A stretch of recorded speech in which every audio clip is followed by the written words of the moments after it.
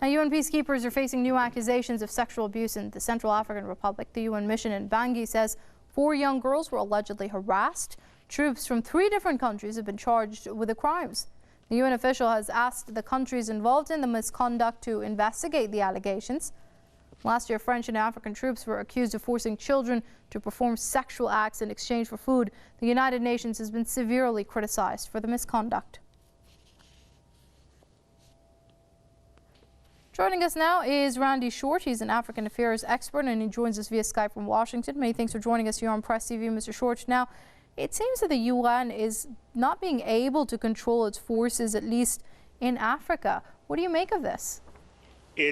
Well, they're not really there for the benefit of Africans in the first place. And this pattern is in the Congo.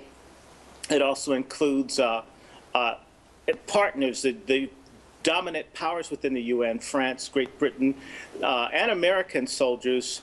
In the case of American soldiers in Somalia, were molesting Somali girls, which led to America's forces being driven out by the Somali people.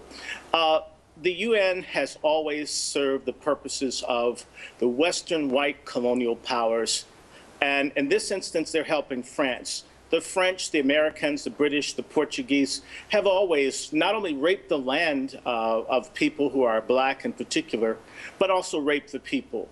So why would you expect, how can the very people who perpetrated the injustices and have caused these proxy wars bring about peace? And why would they want it?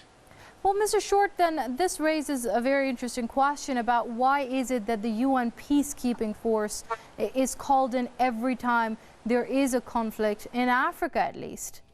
Well, it's because the Central African Republic is a French neo-colonial possession, as is Mali, Niger. And so let us remember the Berlin Conference of 1885 basically parceled out Africa to the nations of Europe and America for their benefit. And what you will see is more conflict as the United States tries to keep the BRICS countries out, and they want to continue to exploit Africa and black people globally. So, and the hypocrisy in this is that you can get the African Union to have soldiers in Somalia on behalf of America, and you can have them in Iraq and Afghanistan, and they're going to invade Burundi, it looks, and yet they can't have Africans solve their own problems. In fact, the United States is trying to destroy Nigeria because they're angry that the Nigerians ended the fighting in Sierra Leone and Liberia in the 80s and 90s.